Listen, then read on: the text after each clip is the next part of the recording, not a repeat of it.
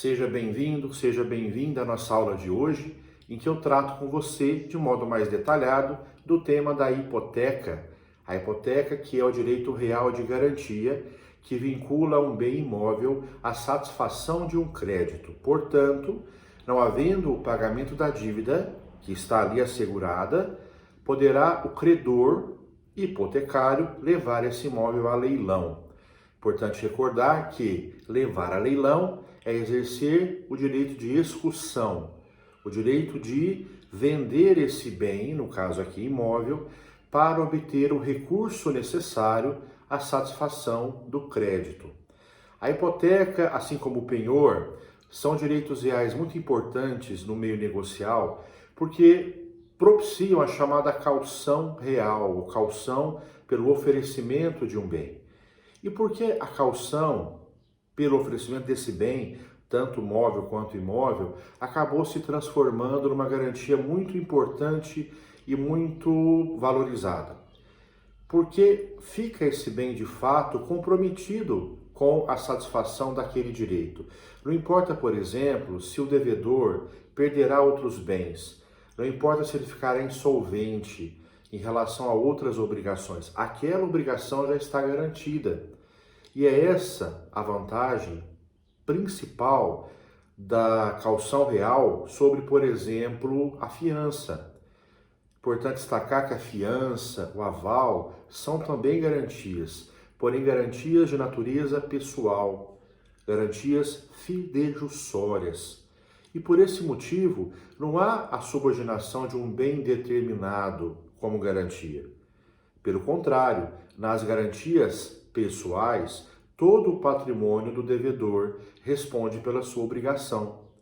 Ora, então, não há o atrelamento de um bem determinado e nada impede que esse fiador, que esse avalista, venha a vender esses bens, venha a perdê-los por dívida. E aí, quando eu vou executar essa garantia, quando eu vou ao fiador buscar a compensação de um prejuízo, nada vai existir. E eu não poderei me queixar, porque na verdade não havia uma vinculação de patrimônio ao crédito que eu ali assumi. Então vejam, nesse aspecto, o direito real de garantia, representado pela hipoteca e pelo penhor, assegura de um modo muito mais contundente, muito mais firme essa possibilidade de pagamento da dívida. Porque aí, faça chuva, faça sol, esteja-se bem ainda com o devedor ou não, direito de sequela, o credor poderá buscá-lo onde quer que ele se encontre para exercer sobre ele a excursão, direito de sequela. E agora a gente vai falar de uma curiosidade que até torna um pouco, algumas pessoas um pouco perplexas, mas como é que isso é possível, né? Da pluralidade de hipotecas. O mesmo bem, um bem já hipotecado, ser hipotecado de novo e de novo e de novo. Essa pluralidade de hipotecas possibilita então que haja ou mais credores hipotecários sobre o mesmo imóvel, ou que sobre o mesmo imóvel duas ou mais hipotecas se façam em favor do mesmo credor. Explico melhor. Eu posso, por exemplo, ter como garantia real o imóvel hipotecado. Porém, eu tenho novos créditos a receber do mesmo devedor hipotecário. Você é meu devedor hipotecário, eu sou seu credor e você me ofereceu esse imóvel garantindo uma primeira obrigação, uma primeira dívida. De repente eu faço novos negócios com você e você assume novas dívidas comigo. É possível, por causa das novas dívidas, que se faça uma nova hipoteca sobre aquele imóvel já hipotecado. Nesse caso, haverá então o mesmo credor hipotecário para duas ou mais hipotecas sobre o mesmo imóvel. Claro também que é possível e até mais lógico, até mais racional, que haja a hipoteca desse imóvel para outros credores hipotecários. Tanto faz se houver uma segunda hipoteca para o mesmo credor, ou uma segunda hipoteca para outro credor, a lei exige que se faça um novo título, uma nova escritura de hipoteca e, claro, submetida a um novo registro, né? Somente com essa constituição de uma nova hipoteca por uma formalização própria é que será efetivada a pluralidade de hipotecas. E aí acontece também um questionamento. Ué, mas coitado então do primeiro credor hipotecário, né? Ele vai dividir essa garantia com outro ou outros credores?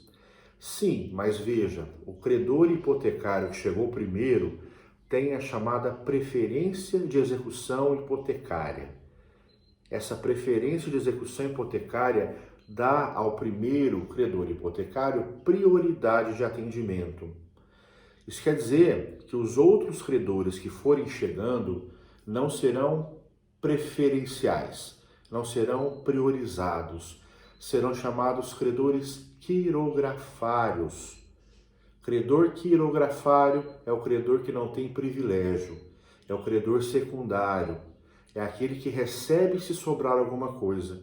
Então, o segundo credor hipotecário tem essa consciência de que talvez nada receba, ou de que talvez receba bem a menos, ou bem menos do que seria o seu direito, porque primeiro se atenderá ao primeiro credor, ao credor primitivo, ao que realizou inicialmente aquela hipoteca. Então veja que aqui haverá uma ordem de preferência, uma sequência de atendimento que será então atendida legalmente para que se possa preservar o interesse do credor hipotecário primitivo. Importante dizer também que quando se vai constituir a segunda hipoteca, veja só, tem que haver um novo título, tem que haver um novo registro, é preciso que o devedor hipotecário informe que já existe aquela hipoteca. Se eventualmente, ao fazer a nova hipoteca, o devedor omitir esse dado de má fé ou por esquecimento, mas via de regra de má fé, isso pode configurar estelionato, porque é importante frisar que o estelionato envolve dolo, envolve malícia e envolve o induzimento a erro da outra parte para que o autor desse induzimento obtenha vantagem econômica. Ora, enganar o outro para ter benefício econômico é estelionato. Por isso a gente também vai aplicar aqui um tratamento criminal dessa questão do devedor que não revela ao credor que já tem uma hipoteca constituída ali. Bom, e continuando aí no nosso esquema, é importante dizer que essa segunda hipoteca, ou terceira ou quarta hipoteca, só serão possíveis se não houver uma expressa vedação no título anterior. Pode ser que o primeiro credor hipotecário tenha declarado expressamente no primeiro documento que não será possível mais fazer uma hipoteca. Diante, portanto, da omissão da primeira hipoteca nesse sentido, nada está ali declaradamente proibido, é que se poderá fazer então uma nova hipoteca, sempre com título novo e um novo registro. Isso é importante também, primeiro porque só se constitui o direito real sobre imóvel mediante essa formalização, escritura registrada. E segundo, que essa formalização garante a chamada ordem de execução hipotecária. Então, vai haver uma numeração lançada para cada uma das hipotecas, porque eventualmente, se executando essas hipotecas, essa ordem será obedecida. Eu falo agora com você da chamada subhipoteca. A subhipoteca é essa segunda hipoteca, é a hipoteca posterior. E mesmo que o valor do imóvel não seja compatível com mais uma garantia, é possível fazê-la. Claro, a gente pensa inicialmente, bom, por que haverá uma segunda hipoteca? Porque o imóvel é muito valioso, porque a dívida da primeira hipoteca não comprometeu totalmente, e por isso há uma reserva de valor a ser usada para a segunda hipoteca. Então, o imóvel dado na primeira hipoteca vale R$500 mil, a dívida garantida inicialmente é de R$300 mil, sobram R$ 200.000 para uma segunda hipoteca. Claro, esse é o cenário mais tranquilo para os dois credores, porque aí o segundo sabe que tem aquele espaço ali de valor econômico para usar numa segunda hipoteca. Agora veja, meu aluno e minha aluna, nem sempre o valor total do imóvel comporta duas hipotecas ou três hipotecas. Ainda assim, eu posso fazer mais uma hipoteca de um bem já hipotecado? Posso. E por que eu posso? Porque, de todo modo, aquele credor que chegou depois está consciente de que não é privilegiado e de que, por isso, a lei tratará com privilégio o credor primitivo. Primeiro vai se atender ao que chegou primeiro, satisfazendo completamente o seu direito, para depois se atender ao direito dos outros credores hipotecários. Então pode haver, naturalmente aqui, essa segunda hipoteca sobre um bem já hipotecado de valor inferior ao que seria o valor total garantido. Lembrando que a segunda hipoteca deve ser, então, constituída à parte, com uma documentação própria, E esse, portanto, o segundo credor, está na consciência de que talvez nada receba, ou que receba algo aquém, menor do que o que seria o seu valor devido por justiça, E aí você pode falar, puxa, mas esse cara vai chegar depois, sabendo que é possível não receber nada ou receber muito pouco. O que ele pode fazer? Ele pode fazer a chamada remissão da primeira hipoteca. Quando se fala em remissão da hipoteca, se fala em resgatar essa hipoteca, se fala em pagá-la antes que o bem vá a leilão. Grave isso, meu aluno, minha aluna. Quando se fala em remissão, se fala em salvação. Se fala na possibilidade de resgatar o bem, isso vale tanto para o penhor quanto para a hipoteca, resgatar o bem antes que ele vá a leilão e seja arrematado por alguém. É o que pode fazer agora o segundo credor hipotecário. Ele teme que a primeira hipoteca seja tão devastadora que não sobre nada para ele. Tendo recurso, ele paga a primeira hipoteca. Olha só, pagando a primeira hipoteca, ele a encerra e, a encerrando, ele evita a execução. O bem não será levado a leilão. Ele agora recebe a segunda hipoteca e você fala, puxa, mas ele pagou a primeira hipoteca para quê? Para ter agora a prioridade de atendimento. Porque agora ele é o único credor hipotecário, ou pelo menos é o próximo da fila, pelo menos é agora o novo primeiro credor hipotecário. Entende a lógica? Então ele compra a hipoteca, evita o leilão, muitas vezes devastador, e ele agora é o credor prioritário. De credor quirografário que era, torna-se credor prioritário. Em razão de apresentar, portanto, a hipoteca, digamos, privilegiada dessa relação negocial. Bom, seguindo o nosso esquema aí, uma coisa importante é, se na constituição da segunda hipoteca houver uma referência a uma hipoteca anterior que não foi registrada, já começa errada essa história.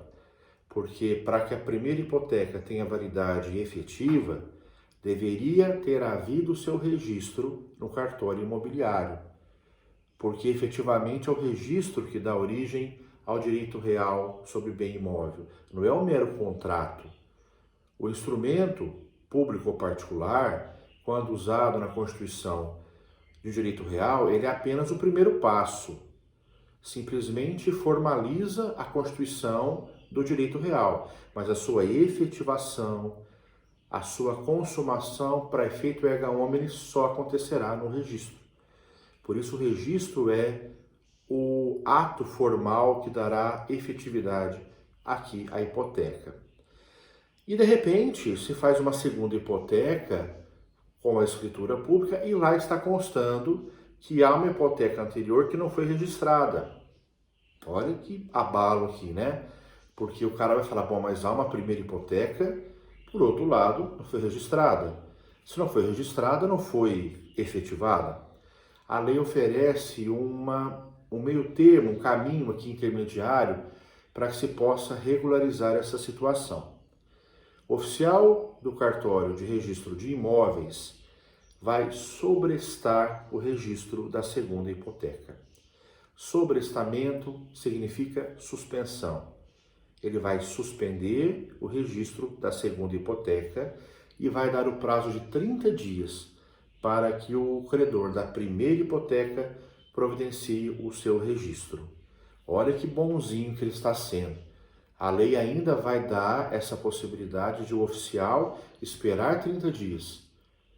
Só que nos 30 dias corridos, não havendo essa regularização da primeira hipoteca, registra-se a segunda hipoteca como se fosse a primeira. Então, ela deixa de ser uma hipoteca secundária, passa a ser primária e a ter a prioridade de atendimento. Aí, aquela que não foi registrada ainda será uma segunda hipoteca. E veja, uma segunda hipoteca precária, porque eu estou dizendo a todo momento que só se efetivará a hipoteca quando ocorrer o registro no cartório imobiliário. E naquele momento se tem uma hipoteca capenga, incompleta, porque precisa ainda de registro no cartório imobiliário, tá? E aí, beleza, então vamos imaginar que existe aqui uma constituição normal de duas hipotecas, tá? A primeira foi registrada, a segunda foi registrada, a primeira é privilegiada, a segunda é quirografária, secundária, residual, só recebe o que sobrar da primeira. E aí entra a questão de quem pode executar a hipoteca.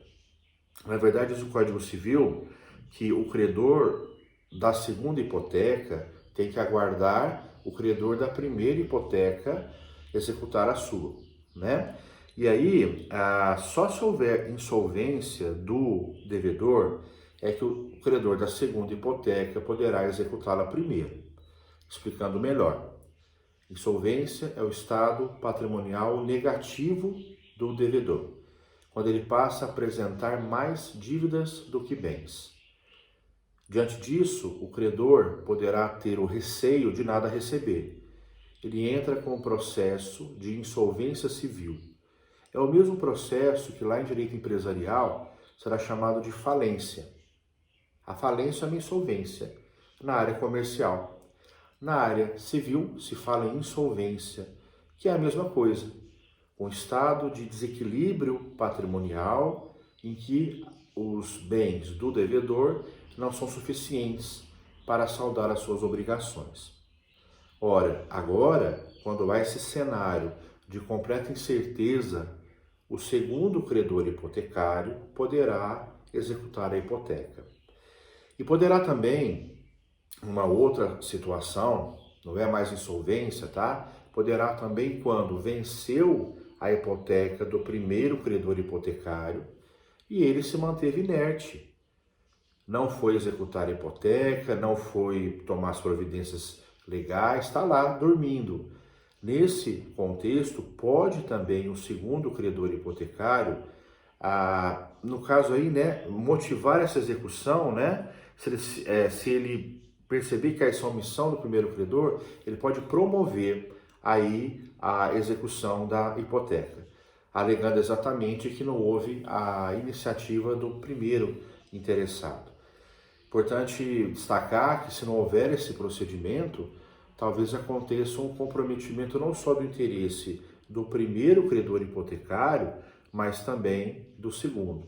Aí você pode perguntar, então o segundo teve a iniciativa, o segundo foi lá e promoveu a execução da hipoteca. Ele é agora privilegiado? Não. Não se perde a ordem de execução hipotecária. A única coisa que ele fez, de um modo muito positivo e bem-vindo, foi ter promovido a hipoteca cuja execução foi omitida pelo primeiro credor. Só isso. Né? O outro lá dormiu no ponto, acabou não tomando a iniciativa, o segundo promoveu essa execução hipotecária. Mas ele não perdeu a condição de credor quirografário. ok? Porque senão não haveria garantia real efetiva, né? É preciso respeitar que essa ordem de constituição hipotecária é uma garantia legal de que isso será ali definido para cada credor na ordem de constituição. Pessoal, eu falo agora com vocês de uma classificação importante que separa a hipoteca em hipoteca convencional, hipoteca legal e hipoteca judicial. A mais importante é a hipoteca convencional, porque é a mais usada, aquela que decorre de um contrato entre os interessados. Mesma coisa que eu falava lá no penhor. A hipoteca aqui será constituída por um documento, por um negócio jurídico, que vai decorrer da manifestação de vontade das partes. Enquanto o penhor vai ser constituído ou por instrumento público ou por instrumento particular, a hipoteca sempre dependerá de instrumento público, porque é o ato solene necessário no caso de imóveis. Importante dizer que uma vez elaborada a escritura pública de hipoteca, ela será lançada na matrícula do imóvel. Então, quer dizer, se leva essa hipoteca lá no cartório imobiliário, onde está matriculado aquele imóvel, e junto da matrícula se lança a hipoteca realizada. Para que todo aquele que vier a ter interesse no imóvel, até para alocá-lo, até para arrendá-lo, não só para comprá-lo, tenha a ciência de que o imóvel está comprometido pela hipoteca. Pois bem, essa hipoteca será então plenamente válida quando registrada a escritura no cartório imobiliário. Há também uma hipoteca chamada legal. E eu destaco com vocês sempre isso, né? Gente, toda vez que aparecer algo de natureza legal em direito civil, entenda, é uma coisa automática, é uma garantia pré-definida, não depende de contrato, não exige documento algum, porque já é algo previsto genericamente em lei. Lembra que eu falava do penhor legal? Né? O penhor legal, uma garantia representada por um bem imóvel, como satisfação de certos créditos que a lei procura amparar de maneira prévia. O caso lá do inquilino, que não paga o aluguel, os móveis que estão naquela casa do proprietário, do locador, esses móveis são uma garantia automática de pagamento dos aluguéis. Penhor legal. Agora, a hipoteca legal vai ter a mesma dinâmica. Significa que um patrimônio imóvel automaticamente é garantia do pagamento de certas obrigações. Nos faz lembrar aqui, sabe de qual figura que já estudamos? O usufruto legal. O usufruto legal, aquele que também não depende de contrato, porque automaticamente está previsto em benefício de certas pessoas. Usufruto legal que decorre da menoridade do proprietário daquele patrimônio. O pai e a mãe têm usufruto legal automático sobre os bens dos filhos menores, porque o pai e a mãe são administradores legais desse patrimônio. Lembram? Ora, então, se o pai e a mãe são administradores, como compensação desse grave encargo, são atribuídos os direitos de usufruto para eles. Eles são usufrutuários legais. Por que eu estou resgatando isso com vocês? Por uma razão muito importante. Porque o pai e a mãe são usufrutuários legais, porém a lei declara que o patrimônio do pai e da mãe constitui hipoteca legal em favor desses filhos menores. Olha a via de mão dupla. Ora, contrapartida. Tudo bem, pai e mãe têm usufruto automático. Em contrapartida, se cometerem alguma burrada, se fizerem algum negócio errado, se não cuidarem bem desse patrimônio, o seu patrimônio pessoal é uma hipoteca automática que garante o interesse dos filhos. O seu patrimônio pessoal já está vinculado a satisfazer o direito daqueles menores. Então, repito, o pai e a mãe não administraram bem o patrimônio, foram condenados nessa sua atividade, o juiz pode tomar os bens dos pais e executar essa hipoteca legal para compensar o prejuízo dos filhos. Olha que grave, né? Por se tratar de uma previsão antecipada e automática, se fala aqui em hipoteca legal. Terceira categoria, minha gente, hipoteca judicial. É aquela que decorre de uma decisão do juiz, que decorre de uma sentença. Por exemplo, quando há uma condenação, a condenação de um réu, o réu é condenado ao pagamento de uma dívida e o juiz decreta a hipoteca sobre os bens desse devedor para garantir esse pagamento. Então não foi uma negociação das partes, não é uma previsão antecipada da lei, mas é o juiz constituindo uma hipoteca pela sua sentença para garantir o pagamento daquela obrigação. Certo? Próximo item que nós vamos tratar aí é o item da remissão da hipoteca. Remissão com C cedilha e não com 2 S's. Eu falava lá na aula sobre penhor. Pessoal, remissão com 2 S's é o perdão da dívida. Remissão com C cedilha é resgatar o bem do leilão, evitando que ele seja arrematado por alguém. É essa remissão de que nós tratamos agora. A possibilidade de que alguém evite que a hipoteca seja executada, evite que o bem seja levado ao leilão ou seja tomado no leilão. E veja, eu comentei aqui, qual uma pessoa que está autorizada, habilitada a realizar essa remissão? O segundo credor hipotecário. Ele vai lá e fala, não vou deixar esse bem ser arrematado, porque talvez seja uma arrematação que vai consumi-lo, que vai esgotá-lo e nada vai sobrar para eu receber. Então ele, segundo credor hipotecário, pode remir a hipoteca. Como também pode remi-la o comprador do imóvel hipotecado. Muito comum até, né? A pessoa compra o imóvel hipotecado, paga um preço bem menor, porque sabe que ele está comprometido, e para evitar perdê-lo, ela vai e paga a hipoteca. Veja, esse pagar a hipoteca é a remissão, exatamente evitando que o bem seja leiloado. Não é todo mundo que pode, a lei nomeia os legitimados à remissão. Outro, por exemplo, é o cônjuge do devedor. Ele não quer ver o bem da família leiloado nas mãos de um terceiro. O cônjuge, então, poderá ali fazer a remissão. Ou um descendente ou um ascendente, quer dizer, um filho desse devedor ou os pais desse devedor, todos esses são legitimados a remir a hipoteca, pagando o seu valor e evitando a sua execução. Outro dado importante aí, outro item a ser examinado é o item da perempção. Tanta palavra que aparece em direito civil, né?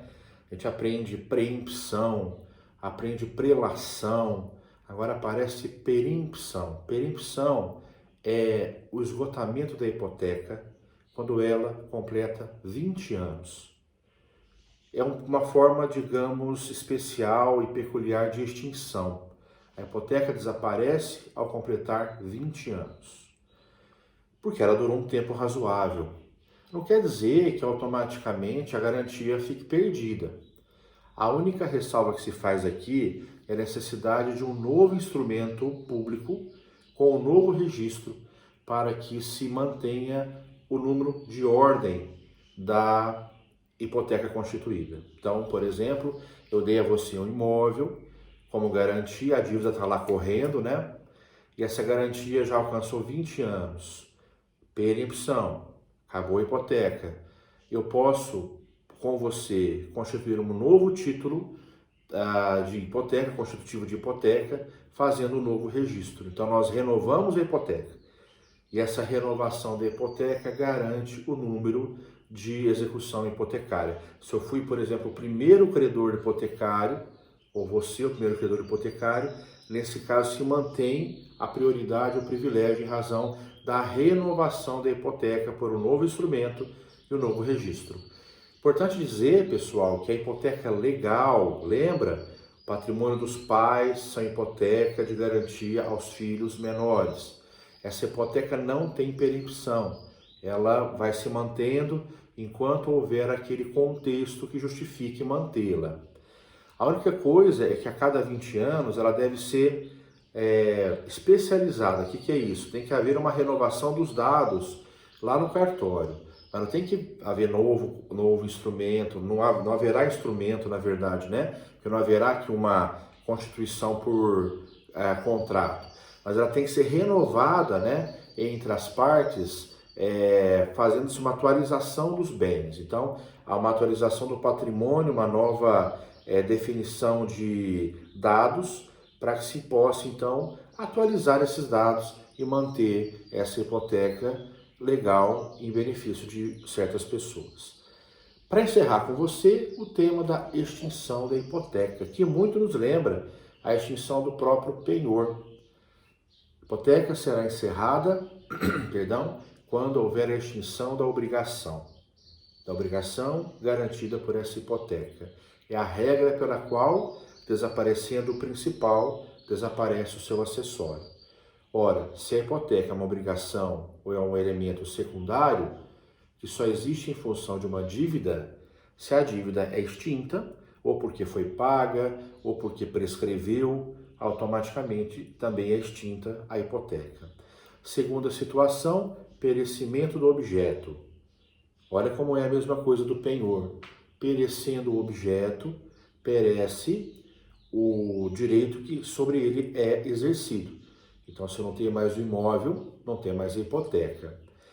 Acontece o seu desaparecimento pela remissão, como nós falamos agora há pouco, em que alguém vai evitar o leilão, vai impedir que aconteça a execução, e por isso ele vai e paga antecipadamente essa hipoteca. Acontece a extinção também quando essa hipoteca, ao ser atribuída a sua execução, ela é incorporada como bem ao credor hipotecário. Ou melhor dizendo, por exemplo, quando há a arrematação desse bem hipotecado no leilão, lembra que se fala em adjudicação, o bem arrematado no leilão é adjudicado ao patrimônio do arrematante. Portanto, ele é incorporado formalmente a esse patrimônio do arrematante, e isso fará com que haja a extinção dessa hipoteca. Pessoal, eu paro por aqui então. Muito obrigado. Até a nossa próxima aula. Tchau, tchau.